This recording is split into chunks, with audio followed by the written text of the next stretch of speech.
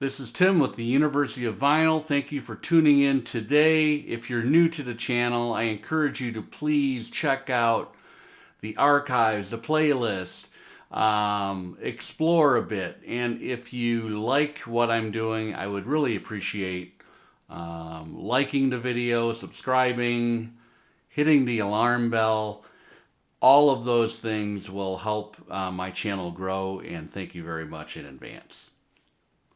Here we are, the weekend after Thanksgiving in the United States of America.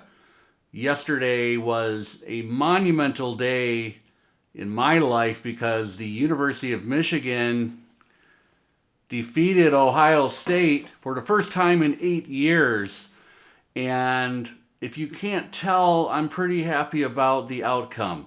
But remember, we're talking about music and records. This is not a sports channel, but I had to get that in. Today's video features 5 albums released between the years of 1979 and 1985, which just happens to be my sweet spot for whatever reason. Maybe it's because I kind of came of age during that time period, and I love that music to this very day. And I wanted to focus on the third album for these artists. So, you know, you've got debut albums, you've got sophomore albums, and then we come to the third album. So these artists were all pretty well established at that point in time. Granted, in those days, record companies and labels were far more forgiving than they are maybe even today or 5 years ago.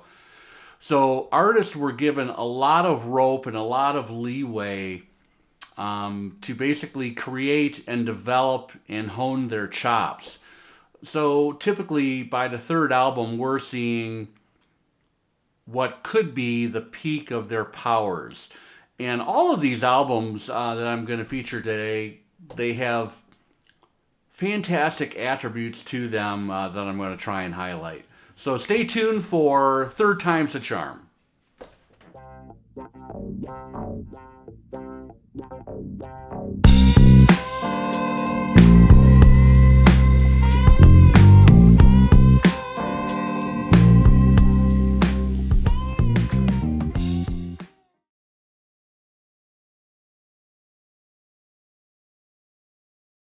Released in January 1979, we have Elvis Costello and the Attractions, Armed Forces. This was an undeniable classic album as far as we are concerned today. People look back on this album. This was the second album to feature the Attractions, the incredible backing band that Elvis Costello put together. And this was produced by the great Nick Lowe. The U.S. version includes What's So Funny About Peace, Love, and Understanding as the final song on side 2. But there are just too many fantastic songs to go in depth on with this album, but I will mention a few of my favorites.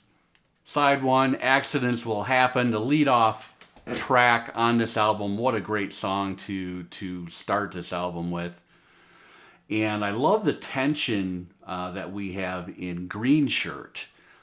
Green Shirt is a deep album cut, and it's worth rediscovering if you haven't heard that song in a while. Two Little Hitlers is another fantastic deep cut that you don't hear every day. And then, of course, What's So Funny About Peace, Love, and Understanding. All of the critics, when this thing was released, basically agreed that this was a fantastic release by Elvis Costello. They did kind of note that it had a more lush production than the previous 2 albums. Much of that, of course, was to the influence of Nick Lowe. And the original working title, kind of an interesting little sidelight here, is actually still on the album. And the original title was Emotional Fascism. And it's on the very bottom of the inner sleeve, if you can see that right there. I actually like the back cover better than the front cover with that cool elephant scene. But that is Elvis Costello and the Attractions, 1979, Armed Forces. A fantastic third album.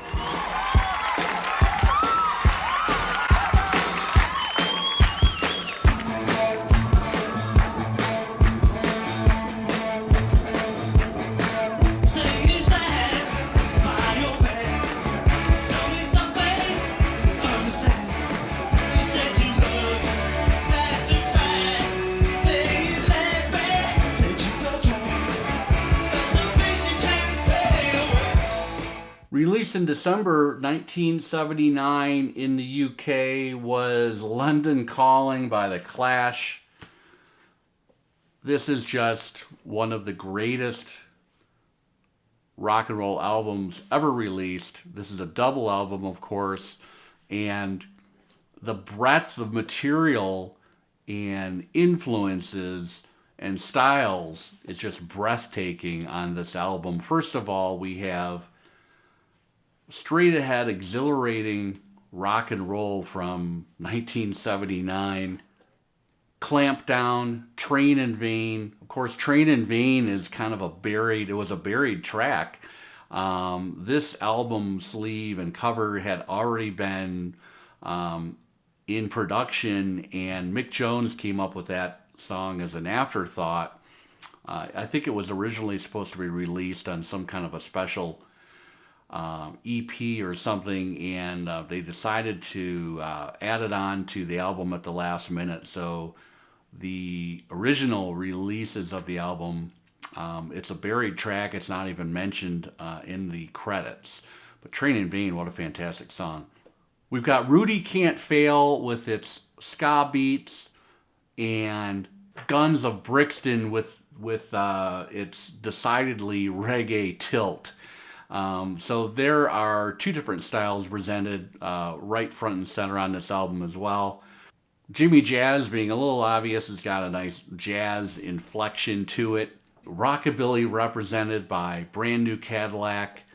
And of course that album cover is very iconic today. First of all, the whole motif is an homage to the debut 1956 Elvis Presley cover. Same typography, same style. And that is Paul Simonon crashing his precision bass at a venue in New York City. That bass is now on display at the London City Museum. I was lucky enough 2 years ago, I was in London with my wife, and we toured they had a 40-year anniversary exhibit, everything having to do with London Calling. It was amazing. And, the story behind this album is the entire album is about London, characters in London, life in London at that time. And but it uses the breadth of our musical background to kind of illustrate and paint the picture with the various songs. What an incredible third album from The Clash, London Calling. In 1980, before going into studio, Mark Knopfler was blown away by the Patti Smith single from the Bruce Springsteen song, Because the Night. And he loved the production value that the single had, and it turned out it was Jimmy Iovine behind that. So Knopfler looked up Iovine, and they agreed that they would co-produce the third Dire Straits album, which would become Making Movies. There is that cover. I've got a reissue. This is the Rhino Start Your Ear Off Right 180 gram reissue. Sounds pretty good. I do want to get an original and do an AB.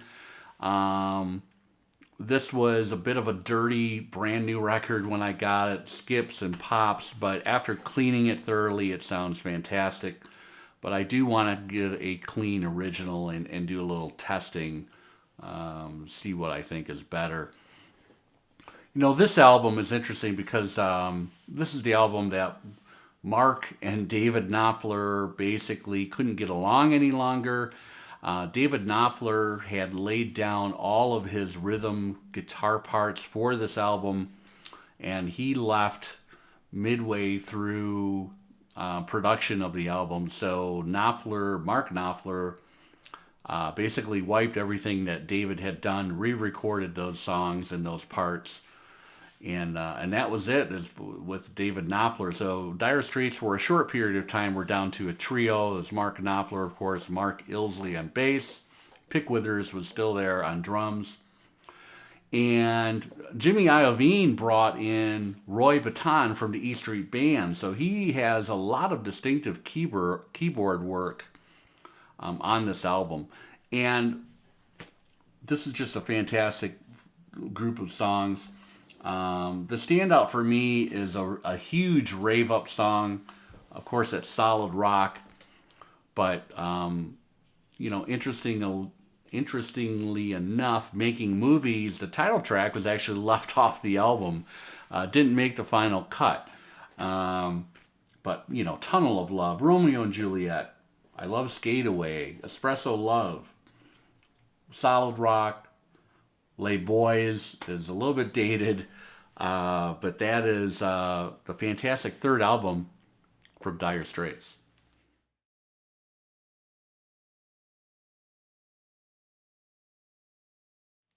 We got the third full-length album from the B-52s in April 1983, and it was a little bit of a departure in sound. They relied much more heavier on synths and programmed drums. There are 2 or 3 songs that you would be mistaken and think that you're listening to a Devo album. But that album, of course, is Whammy from the B-52s. And this thing starts off with a bang with Legal Tender and Whammy Kiss, 2 fantastic songs in the B-52s' long list of fantastic songs. This was mastered at Sterling Sound by Ted Lindsay. This sounds amazing. Look for an early issue if you're interested in this album. Side 2 is not as strong as Side 1, although I do love Queen of Las Vegas and Big Bird. Big Bird actually is injected with some horns, and it's got a fantastic kind of soundscape to it. The album sounds fantastic. The album ends with Work That Skirt, which is an instrumental. A pretty solid album from the B-52s. It is not as good as the debut or the follow-up, but looking back in hindsight, this thing has gotten a lot of critical kudos. That is Whammy from the B-52s from 1983.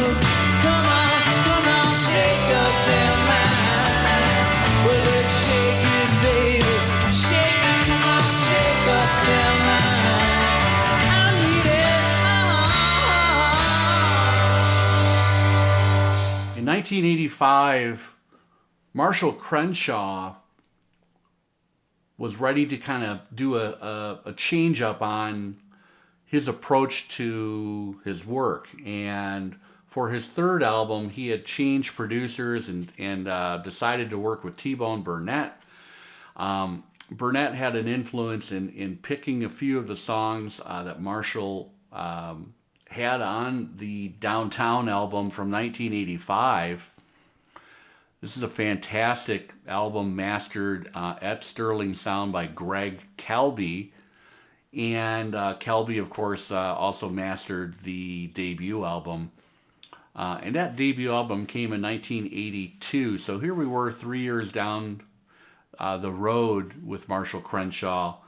The previous album, Field Day, is in hindsight, it's a fantastic album, but it did not do anywhere near what the debut self-titled album did. And there also is a lot of chatter about the production values on the album. A lot of people think it was overblown. Steve Lillywhite produced that album. This is one of my favorite Crenshaw albums.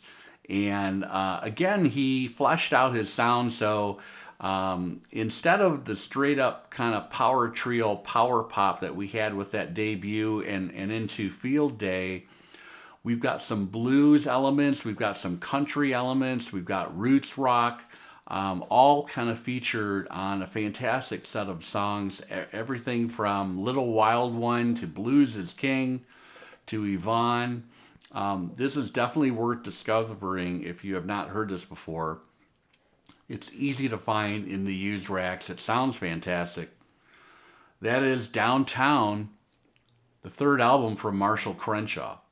That's it for today. 5 fantastic third acts that you can find pretty readily today, whether you're going to pick up a used copy or look for a reissue. I encourage you guys to go ahead and rediscover those albums. Hopefully you like this today. If you did, please like, please subscribe, and I will see you on the next video. Take care.